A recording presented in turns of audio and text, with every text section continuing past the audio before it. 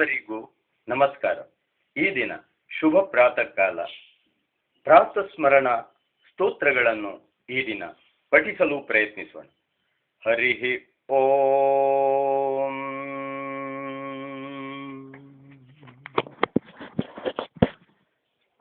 ಕಪಿಲಾಂ ದರ್ಪಣಂ ಭಾನುಂ ಭಾಗ್ಯವಂತಂ ಚ ಭೂಪತಿಂ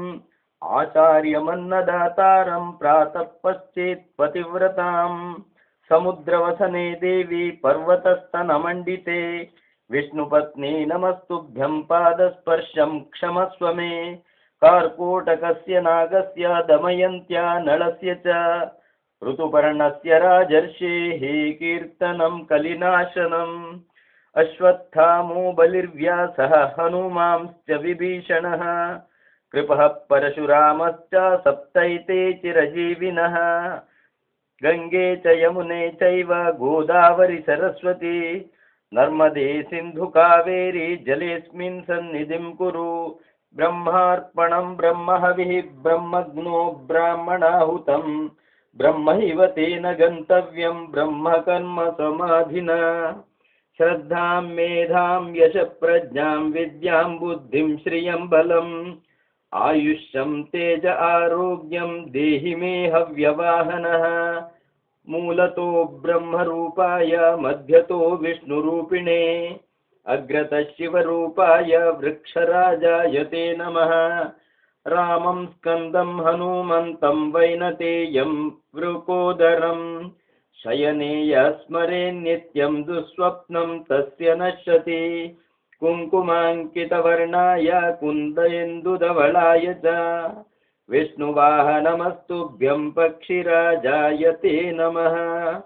ಓಂ ತ್ರ್ಯಂಬಕಂ ಯಜಾಮಹೇ ಸುಗಂಧಿಂ ಪುಷ್ಟಿವರ್ಧನಂ ಊರ್ವಾರುಕಮಿವ ಬಂಧನಾನ್ ಮೃತ್ಯೋರ್ಮುಕ್ಷೀಯಮಾಮೃತಾತ್ ಅನಂತಂ ವಾಸುಕಿಂ ಶೇಷಂ ಪದ್ಮನಾಭಂ ಚ ಕಂಬಲಂ ಶಂಖಪಾಲಂ ಧಾರ್ತರಾಷ್ಟ್ರಂ ತಕ್ಷಕಂ ಕಾಲಿಯಂ ತಥಾ ಏತಾನಿ ನವನಾಮಾನಿ ನಾಗಾನಾಂ ಚ ಮಹಾತ್ಮನಾಂ ತಸ್ಮೈ ವಿಷಭಯಂ ನಾಸ್ತಿ ಸರ್ವತ್ರ ವಿಜಯೀ ಭವೇತ್ ರಾಮಸ್ಕಂದಂ ಹನುಮಂತಂ ವೈನತೇಯಂ ವೃಕೋದರಂ ಶಯನೇ ಯಸ್ಮರೇ ನಿತ್ಯಂ ದುಸ್ವಪ್ನಂ ತಸ್ಯ ನಶ್ಯತಿ ಶುಭಂ ಕರೋತಿ ಕಲ್ಯಾಣಂ ಆರೋಗ್ಯಂ ಧನ ಸಂಪದಃ ಶತ್ರುಬುದ್ಧಿ ವಿನಾಶಾಯ ದೀಪೋ ಜ್ಯೋತಿ ನಮೋಸ್ತುತೆ ದೀಪೋ ಜ್ಯೋತಿ ಪರಬ್ರಹ್ಮ ದೀಪೋ ಜ್ಯೋತಿ ಜನಾರ್ದನ ದೀಪೋ ಹರತಿ ಪಾಪಾನಿ ಸಂಧ್ಯಾದೀಪಂ ನಮೋಸ್ತುತೆ ಅಪರಾಧ ಸಹಸ್ರಾಣಿ ಕ್ರಿಯಂತೆ ಹರ್ನಿಶಂ ಮಯಾ ದಾಸೋಹಮಿತಿ ಮಾಂ ಮತ್ವಾ ಕ್ಷಮಸ್ವ ಪುರುಷೋತ್ತಮ ಓಂ ಸಹನಾ ಭವತು ಸಹನೌ ಭುನಕ್ತು ಸಹ ವೀರ್ಯಂಕರವಾವಹೈ ತೇಜಸ್ವಿನವಧೀತಮಸ್ತು ಮಾ ವಿದ್ವಿಷಾವಹೈ ಓಂ ಶಾಂತಿ ಶಾಂತಿ ಶಾಂತಿ. ಓಂ ನಮೋ ಭಗವತೆ ಪಂಚವದನಾಯ ಮಹಾಬಲಪ್ರಚಂಡಾಯ ಮಹಾಭೀಮಪರಾಕ್ರಮಾಯ ಸಕಲಬ್ರಹ್ಮಾಂಡನಾಯಕಾಯ ಸಕಲಭೂತಪ್ರೇತಪಿಶಾಚಶಾಕಿನಿ ಡಾಕಿನಿ ಯಕ್ಷಿಣಿ ಪೂತನ ಮಹಾಮಾರಿ ಸಕಲ ವಿಘ್ನನಿವಾರಣಾಯ ಸಕಲಶತ್ರುಸಂಹಾರಣಾಯ ಸ್ವಾಹಾ. ಓಂ ಆಂಜನೇಯಾಯ ವಿದ್ಮಹೇ ಮಹಾಬಲಾಯ ಧೀಮಹಿ ತನ್ನೋ ಹನುಮಾನ್ ಪ್ರಚೋದಯಾತ್. ಉದಯೇ ಬ್ರಹ್ಮಸ್ವರೂಪೋऽಯಂ ಮಧ್ಯಾಹ್ನೇ ತು ಮಹೇಶ್ವರಃ ಅಸ್ತಮಾನೆ ಸ್ವಯಂ ವಿಷ್ಣುಃ ತ್ರಯೀಮೂರ್ತಿರ್ದಿವಾಕರಃ ಅಕಾಲ ಮೃತ್ಯುಹರಣಂ ಸರ್ವವ್ಯಾಧಿವಿನಾಶನಂ ಸಮಸ್ತದುರಿತೋಪಶಮನಂ ವಿಷ್ಣುಪಾದೋದಕಂ ಪಾವನಂ ಶುಭಂ.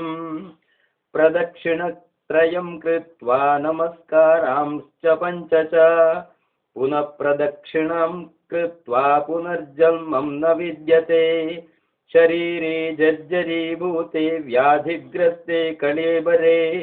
ಔಷಧಂ ಜಾಹ್ನವೀತೋಯಂ ವೈದ್ಯೋ ನಾರಾಯಣೋ ಹರಿಃ ಧನ್ವಂತರಿಂ ಗರುತ್ವಂತಂ ಫಣೀರಾಜಂ ಚ ಕೌಸ್ತುಭಂ अच्युतं चामृतं च चन्द्रं स्मरेदौषधकर्मणि मां भयात् सर्वतो रक्ष श्रियं वर्धय सर्वदा आरोग्यं देहि मे देव देव नमोऽस्तु ते नमः सर्वनिवासाय सर्वशक्तियुताय च ममाभीष्टं कुरुष्व सुशरणागतवत्सल हे गौरी शङ्करार्धाङ्गी यथा त्वं शङ्करप्रिये तथा मम कुरु कल्याणी कान्तं कान्ता सुदुर्लभं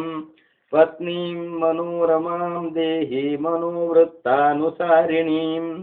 तारिणीं दुर्गसंसारं सागरस्य कुलोद्भवाम् देवकी सुत गोविन्द वासुदेव जगत्पते देहि मे तनयं कृष्ण त्वामहं शरणं गता दूरीकृत्वा पिशाचार्तिं जीवयित्वामृतं सुतं यो भूतभीष्टदसिद्धः स नः सन्ततिवृद्धिकृत् अस्ति गोदावरी तीरे शम्बला नाम राक्षसी तस्या स्मरणमात्रेण विशल्या गर्भिणी भवेत् हिमवत्युत्तरे पार्श्वे चपला नाम यक्षिणी तस्यानूपुरशब्देन विशल्या गर्भिणी भवेत् जीवयामास भर्तारं मृतं सत्या हि मृत्युः मृत्युञ्जय सुयोगीन्द्रः सौभाग्यं मे प्रयच्छत समुद्रस्योत्तरे तीरे मारीचो नाम राक्षसः तस्य मूत्रपुरीशाभ्यां हुताशन शमय स्वाहा अर्जुन पाल्गुण पार्थ किरीटी श्वेतवाहनः भीभत्सुर्विजय कृष्ण सव्यसाची धनञ्जयः दरिद्रविप्रगेहेयं शाकं भुक्तोत्तमाश्रियम् ददौ श्रीदत्तदेवेश दारिद्र्यच्छिप्रदोवतु हरिः ॐ शुभमस्तु।